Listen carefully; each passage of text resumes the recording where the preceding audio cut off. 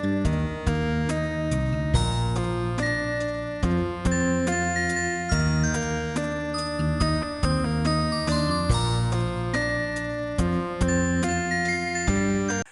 Student, স্বাগতম সবাইকে আমাদের ভিডিও লেকচার পর্বে। আমরা অ্যালকেনের নোমেনক্লেচার অর্থাৎ অ্যালকেনের নামকরণ সম্পর্কে আমরা আলোচনা করছিলাম। আমরা বেশ কয়েকটা অ্যালকেনের নামকরণ অলরেডি আমরা নামকরণের নিয়মগুলো নিয়ে আলোচনা করছি।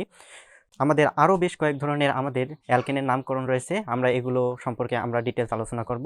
তো চলো আমরা আমাদের আজকের লেকচার শুরু করি। লেকচার শুরু করার আগে বরাবরের মতোই তোমাদের প্রতি একটা রিকোয়েস্ট থাকবে, তোমরা যদি আমার চ্যানেলে নতুন হয়ে থাকো তাহলে অবশ্যই চ্যানেলটি সাবস্ক্রাইব করবে, ভিডিওটিতে অবশ্যই লাইক দেবে এবং পরবর্তীতে যে কোনো ভিডিও আপলোড দিলে সেটা যেন তোমাদের নোটিফিকেশনে সবার আগে যায়, তার জন্য অবশ্যই বেল বাটনটি ক্লিক করে রাখবে।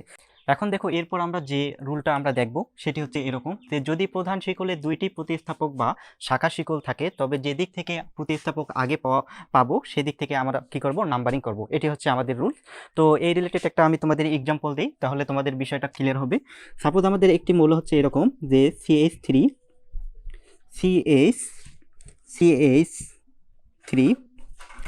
CH2 Cl CH2 CH3। দেখো, এই যৌগটা যদি তোমরা লক্ষ্য করো তাহলে দেখবা এখানে আমাদের কি কয়টা প্রতিস্থাপক আছে। এখানে আমাদের দুইটা প্রতিস্থাপক আছে, এখানে একটা। তো আমরা দেখতেই পাচ্ছি এটি হচ্ছে আমাদের প্রধান শিকল, এখানে আমাদের সর্বোচ্চ আমাদের কার্বন সংখ্যা আছে এবং এখানে আমাদের কি এই দুটো হচ্ছে আমাদের প্রতিস্থাপক বা আমাদের শাখা শিকল। এখন আমাদের বলা হয়েছে এখানে রুলসটা বলছে যে আমাদের যদি এরকম দুইটি প্রতিস্থাপক থাকে তবে যেদিক থেকে আমাদের প্রতিস্থাপক আগে আসবে সেদিক থেকে আমরা নাম্বারিং করব। যদি আমি এই দিক থেকে আমি নাম্বারিং করি তাহলে দেখো এই পাশ থেকে নাম্বারিং করলে 1 2 3 4 5 6 7, তাহলে এখানে আমরা কি 4 নম্বরে প্রতিস্থাপক পাচ্ছি যদি আমরা এই দিক থেকে আমরা নাম্বারিং করি। আবার যদি এই দিক থেকে আমরা নাম্বারিং করি তাহলে আমরা পাচ্ছি 1 2 3 4 5 6 7। তাহলে দেখো এদিক থেকে নাম্বারিং করলে আমরা কি 2 নম্বরে আমরা কি প্রতিস্থাপক পাচ্ছি। তাহলে আমাদের কোন নাম্বারিংটা নিতে হবে, এই নাম্বারিংটা আমাদের নিতে হবে এবং এই নাম্বারিং আমাদের কি নেওয়া যাবে না। তাহলে দেখো যদি আমরা এই নাম্বারিংটা নেই তাহলে আমাদের কীরকম আমাদের এই যৌগটার নাম হচ্ছে। তো এখানে আমি তোমাদের এর আগে আমি অ্যালফাবেটিক যে রুলটা ছিল সেটাও আমি বলছিলাম। এখানে আমাদের দুইটা প্রতিস্থাপক আছে, একটা হচ্ছে আমাদের ক্লোরো CHLO RO, একটা হচ্ছে ক্লোরো, আরেকটা হচ্ছে আমাদের কি মিথাইল মূলক, এখানে আছে METHYL মিথাইল মূলক। তাহলে আমি বলছিলাম যে অ্যালফাবেটিক্যালি যেটা আমাদের কি আগে আসবে অর্থাৎ ইংরেজি বর্ণমালার লেটার অনুসারে যার প্রথম লেটার আগে আসবে সেই প্রতিস্থাপকের নামকরণ আমাদের আগে করতে হবে এবং এরপরে আমাদের কি যেটা আসবে তার নামকরণ করতে হবে। তাও এখানে আমরা দেখতেছি আমাদের প্রথমে ABCD এভাবে যদি আমরা পড়তে থাকি তাহলে আমাদের কি সি আগে আসতেছে, তারপর হচ্ছে কি এম আসতেছে। তাহলে প্রথমে আমাদের ক্লোরো এর নামকরণ করতে হবে এবং এই নাম্বারিংটা নিতে হবে। তাহলে এর নাম কি হচ্ছে আমরা দেখি একটু। তাহলে এখানে আমরা প্রথমে আমাদের ক্লোরো নিতে হবে। ক্লোরো আছে আমাদের কয় নাম্বারে, আমাদের 4 নাম্বারে আমাদের ক্লোরো আছে। তার মানে আমরা লিখবো যে 4 ক্লোরো CHLO RO 4 ক্লোরো। তারপরে হচ্ছে দেখো এখানে আমাদের 2 নাম্বারে আছে কি আমাদের মিথাইল মূলক, তার মানে হচ্ছে কি আমাদের 2 মিথাইল METHYL 2 মিথাইল। এবং আমাদের এরপর হচ্ছে কি আমাদের প্রধান শিকল আছে তার নামকরণ। তাহলে এখানে আমরা দেখতেই পাচ্ছি আমাদের 7 কার্বন বিশিষ্ট আমাদেরকে এটা প্রধান যৌগ। তাহলে আমরা এর নাম কি বলতে পারি, আমরা জানি 7 কার্বন বিশিষ্ট অ্যালকেনের নাম হচ্ছে আমাদের হেপটেন। তাহলে আমরা এর নাম লিখি যে হেপটেন। তাহলে এই যৌগটার নাম হচ্ছে আমাদের কি 4 chloro 2 methyl heptane.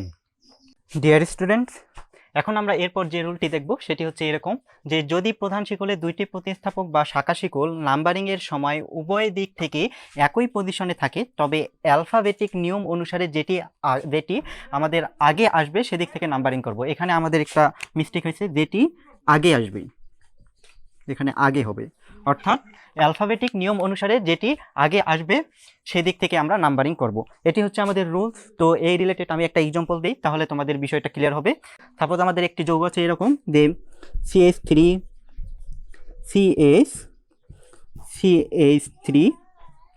CH2 CH Br CH3। যদি আমরা এখানে আমরা রুলসটা লক্ষ্য করি তাহলে আমরা দেখব যে যদি আমরা এই দিক থেকে আমরা নাম্বারিং করি তাহলে আমরা কি পাচ্ছি যে 1 2 3 4 5। এই দিক থেকে আমরা যদি নাম্বারিং করি তাহলে 2 নম্বরে আমরা কি প্রতিস্থাপক আগে পাচ্ছি। আবার যদি এদিক থেকে নাম্বারিং করি তাহলে দেখো 1 2 3 4 5। এদিক থেকে নাম্বারিং করলেও আমরা কি 2 নম্বর কার্বনে প্রতিস্থাপক আগে পাচ্ছি। এখন এরকম যদি কেস অ্যারাইজ করে দুইটা প্রতিস্থাপক উভয় দিক থেকে নাম্বারিং করলে আমাদের একই পজিশনে আসতেছে, এদিক থেকে নাম্বারিং করলে 2 নম্বর পজিশনে আমরা একটা প্রতিস্থাপক পাচ্ছি, আবার এদিক থেকে নাম্বারিং করলেও আমরা 2 নম্বর পজিশনে প্রতিস্থাপক পাচ্ছি। এরকম কেস অ্যারাইজ করলে এখন আমরা দেখব যে অ্যালফাবেটিক রুল অনুসারে কোনটা আগে আসতেছে। যদি তোমরা মিথাইল মূলকটা ইংলিশে লেখো তাহলে তোমরা কি পাবা যে METHYL মিথাইল, এবং ব্রোমিন যদি মূলকটা তোমরা যদি লেখো তাহলে তোমরা পাচ্ছ BROMO ব্রোমো। তাহলে দেখো অ্যালফাবেটিক রুলস অনুসারে যদি ইংরেজি বর্ণমালার যে লেটারগুলো আছে তোমরা যদি ABCD এভাবে পড়তে থাকো তাহলে B আমাদের আগে আসতেছে, এরপর আমাদের কি মিথাইল M আসতেছে। তাহলে আমাদেরকে কোন নাম্বারিংটা নিতে হবে? আমাদের নাম্বারিংটা নিতে হবে এই যে এই দিকের নাম্বারিংটা, এটি নিতে হবে, এটা আমাদের নেওয়া যাবে না।